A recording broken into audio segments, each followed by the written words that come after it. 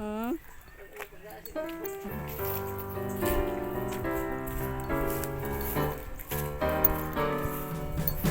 Sama silang tatay day.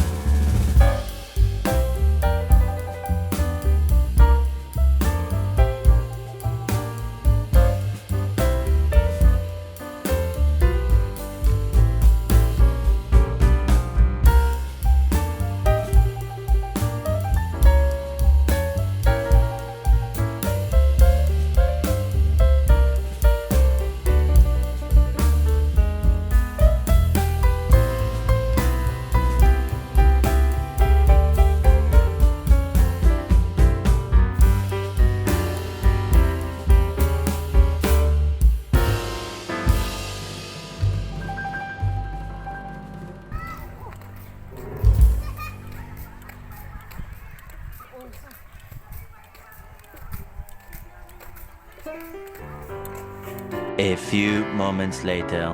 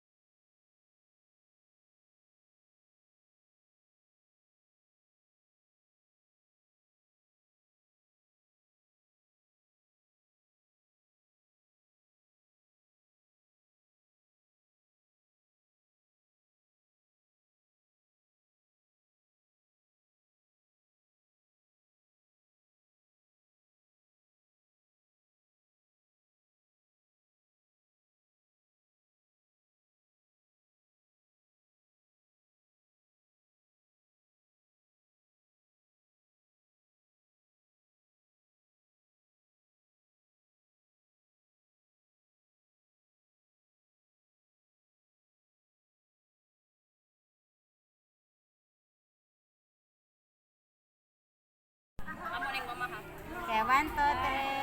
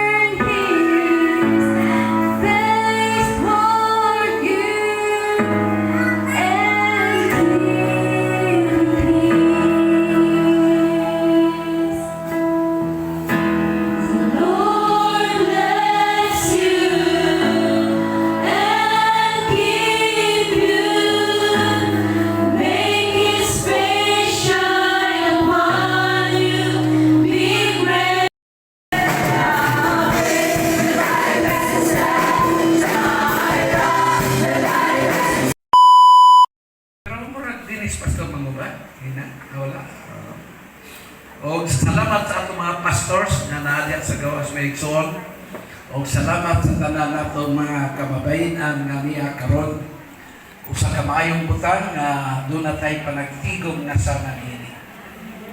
Atong isulti kataghanan nga ang Dios lalaki. Di mo mo yun. Wala ito kung ang Diyos babae. Si Jesus no'y nagbuhay sa Diyos nga dili makita. Praise God. Unya ang tanang pronouns nga gigamit puro gyud he. So na sa masculine o lalaki gyud ang Ginoo. Now, in the spirit, di nato devaluan ang siya. Kaya ang spirit, wa may unod, wa may dugo.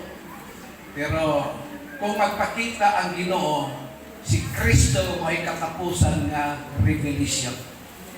You cannot see God outside Christ. Mao nang si Kristo nag-ingon, naunsa man kadugay man ninyong panagkuyog nako, nangita pa mo sa Amahan. Wala pa mo mahibalo nga ang nakakita kanako, nakakita sa Amahan.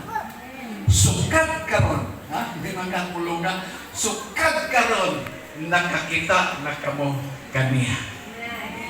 Praise God. Salamat sa mga revelation nga ang Ginoo may kaigsunan nagpakatao o unya nahibaw ta nga si Kristo mao gayud ang Dios nga nadayag diha sa unod. Pastoral, takulan ako ni classmate sa Bible School, Megson. Buhi palagi ka, no? Iyang ba na among classmate to, iyang classmate Pastor Winston. Murag pila na nagtakabuok kami. Sa Visayas, ikaw na lang siguro nabilin. No? Sa Mindanao, murag binitian, buhi, nag-edad na ako 72 years old, si Sister binitian, buhi pa siya. Pero medyo luya na. So, pipila na igsoon, sa Luzon, murag napay duha. Pastor A.D. Raimundo, Renato Canlas. O sa Palawan, si Pastor Sabi Pondevilla. Praise God.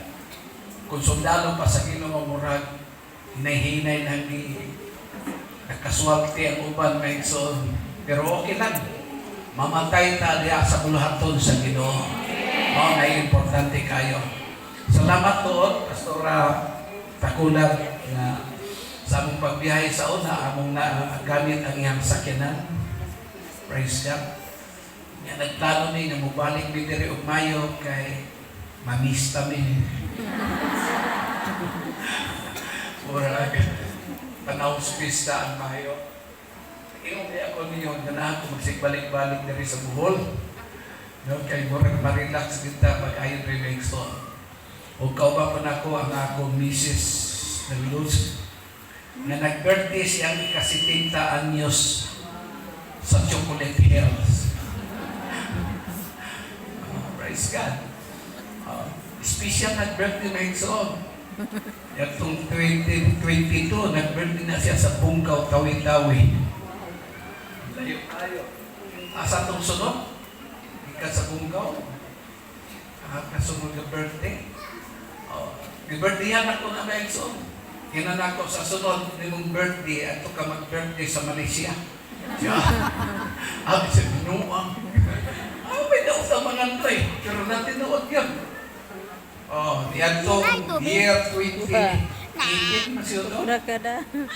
Nag-birthday siya sa ika-4th floor sa Petronas Building sa Kuala Lumpur.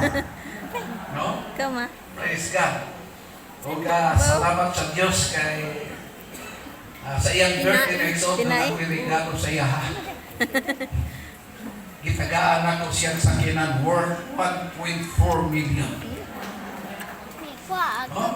Bikuha ko ang kanang Nabara kalibre kay nagibagaan man to akong kutsi. Kuha ko Nabara. 20? Yatag na ko siya, so sa inyo siya, my birthday gift sa'yo, 1.4 million. Ora na regalo na ko sa iya, kada bulan, sakit akong ulo. Ilabog na. Ah, nagkadlabog. 30 mil kayo may son. Praise God. Pero salamat sa Diyos nga Ginoo nagapadayon sa panalangin. Gikan pa niya sa mga buhaton nato dito sa Milan, Cotabato.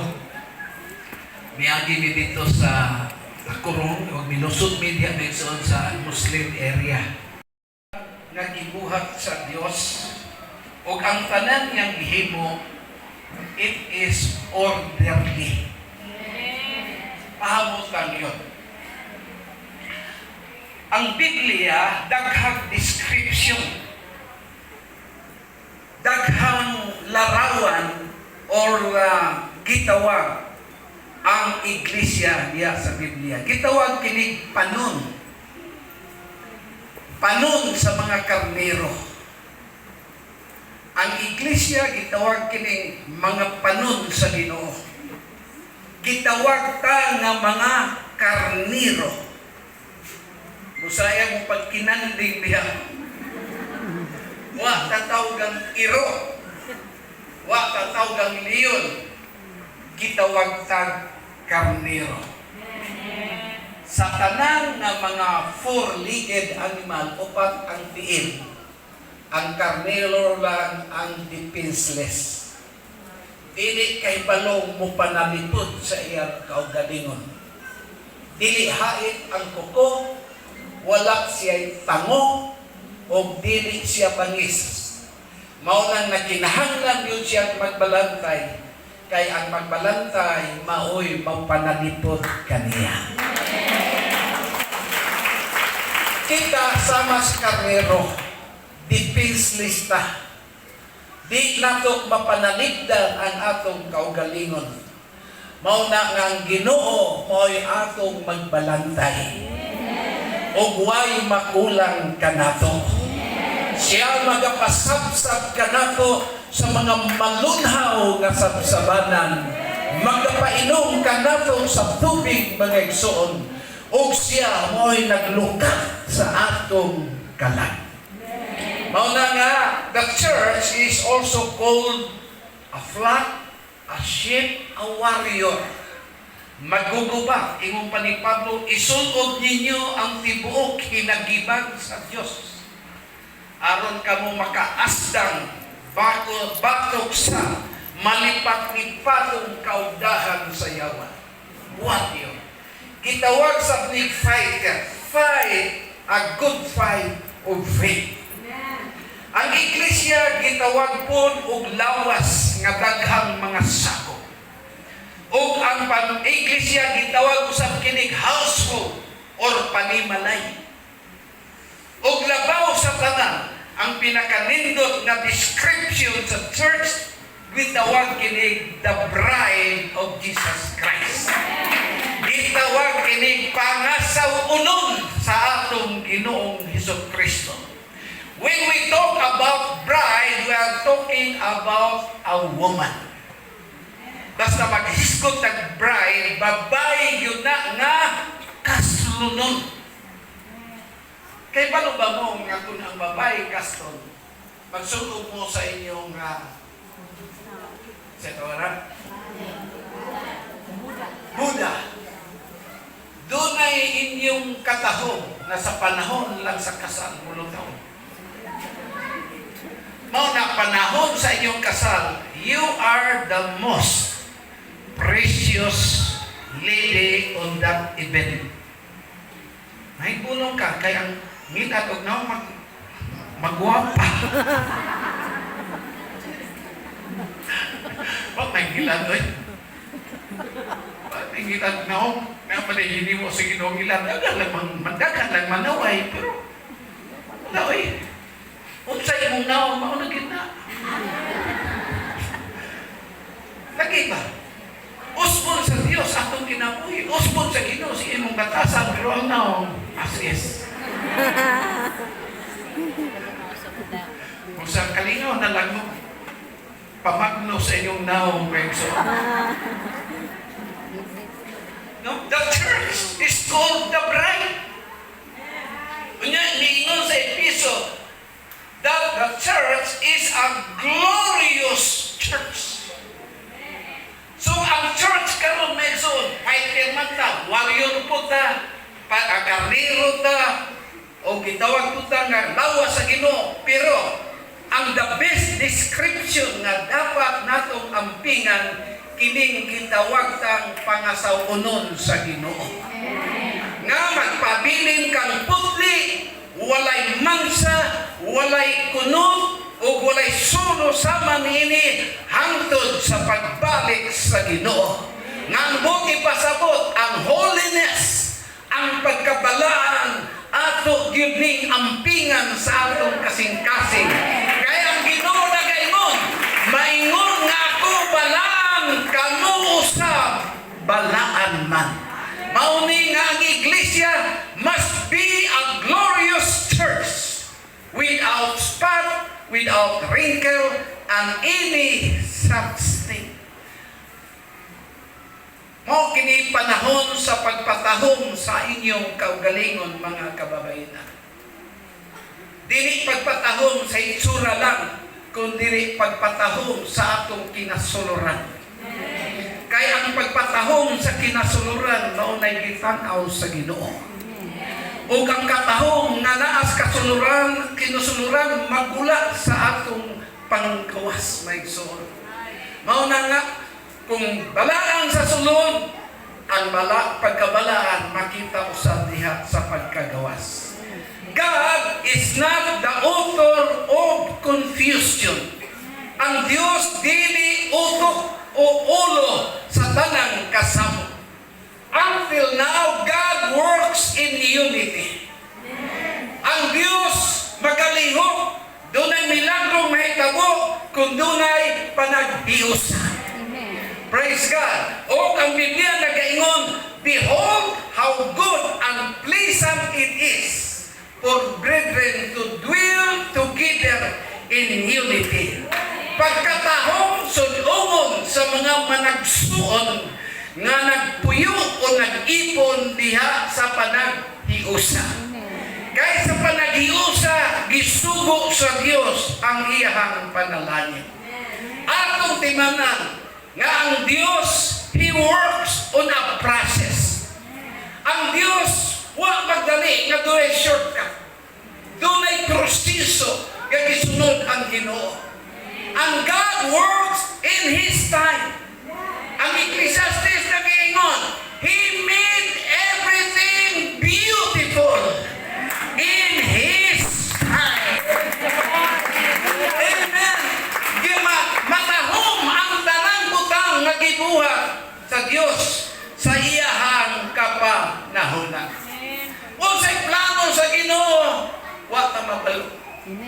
Pero sa kabutang, walay planong dautan ang Ginoo kanako. Wala pagplano ang Dios kaya tang laglagon. Wa pagplano ang Dios kaya tang pamatyon. Wa pagplano ang Dios kaya tang pabalikon sa kalibutan. Apang giplano sa Dios nga magpabilin ta diha sa iyang grasya o sa iyang kagoy nga sa iyang pagbalik pagkaglagan ta nga moandam sa pagsugat kami. Ngunit milagro ang Diyos nga iaging proseso gihapon. Milagro man ang pastor, di na process. Naay milagro, nga wa may proseso. Pero naay milagro, proseso gyud. Pag-ingon sa Ginoo sa buta, makakita ka na. O, kita. Pero napoy sa kabuta. O, sa sa Ginoo. Kuha siya og lapok. O, iyang gilawayan. Nasbit niya na. Iyang ginugan ang lapok. Ipadoon niya ang buta. O, dali. Gibutangan ang lapok ang mata. Ang usa, ingon niya, makakita ka na, pero galing usa, dali. Mao nang tigil na magbuot-buot mo sa ibuatos Ginoo. Kaya yung ingon, siya lagi, Lord, dato ako di man, paabot, ragot. Paabot, ragot. Ano siya, Lord, dahil sa kanan, paabot lang. Kaya posisyon, dali, dala ng buta. Huwag kinugla po, ginutan. Sa mas mata. No? Tingnan na kinuhala pang ilamos. Oh, ilamos siya. Tingnan na kita na ka. Kakita ko. Ang tao murag kahoy na naglakaw-lakaw. Oh, tingnan ba ginawa? Insakto na na. Okay. Nakasakuan. Manbigpuri sa lubok. Ha? Wala eh. Kulang pa to. Oh, say, mga lakad na sa Ginoo, mga kaigsunan. Ang pati pa kumplito, makumplito na magpadayon ka. Amen. Sa iyong kakita ko, tao. Magkahoy ka ng lakaw-lakaw. Bintaha, doon na tayo progress. Una nakakita. Sa iyo lang. Kaya ang kahoy, di maglakaw. So may gibuhat sa Ginoo, butang nga akong laig-laway. Lapok, butang sa mata. Oh. Labos. Oh. Kita ka na. Siya nakakita na Diyos ko. Tinaw na ang akong pananaw. Kining mga lagab ta sa Ginoo, daghang mga butang nga pag-uhod sa Ginoo. Mauna nga ang kasulatan gituga aron sa pagtudlo, aron sa pagpamadlong, o aron sa pagtulit, o aron sa pagmatuto, aron ang tao masinangkapan sa maayong buluhaton. Busa sa simbahan ay mo kasukog padlungon mo. Bahina sa pagtubo. Mureklamo itong butang, anong lapok ang ibutang. Murag digit maayo ba? Oh, Lord, sabot man, murag makitanong sa kong mata, ala. Murag may infection na kong mata, lapok, ibutang. Oh, sundan na. Usahay sakit ang pagtudlo, usahay sakit ang pagbadlong. Pero kung gusto kang makakita, gusto kang mauswag, mga kaigsunan, sundan lang ang tanan. Kay bunay-bunang, mahitabo sa iyong kinabuhi. Siya. Muyo siya. Ay, pahinungwag ko kakita ba kayo? Nalipo kong tanaw ang mga kahoy nga nanlakaw. Wala makumplito. Kung sa kan, musuroy ka, sunog ka sa sinina nga way mahuman. Wala mahuman. Ang iba kay puso naman na ron. Makita ang puso. No? Kung sa kan, ang lalaki mong lakaw, nga wala mahuman ang lupi. Talang butang nawa mahuman di maayo. Kung gusto siya mahuman, kung magkumplito, sundot lang niya ang Ginoo. Amen. Kung gusto nang mahuman, magkumplito, mahigpita, Ginoo rin mag-decide kung higpita o dili. Ang kasubig mag-decide na alam ninyo. Pero only God decide. Kung wakto siya mabalik, o miadto sa Ginoo pag-usap, di yun siya kakita. Maunang kasulatan gituga alang sa pagtudlo, pagpamadlong o pagtulid. O sa may tuliron ang mga hiwit nga kinabuhi. Praise God. Mao nga pasalamat ta nga doon na mo'y pastor nga pinaagi ni ini o sa may ang gigamit mao ang pulong sa Diyos.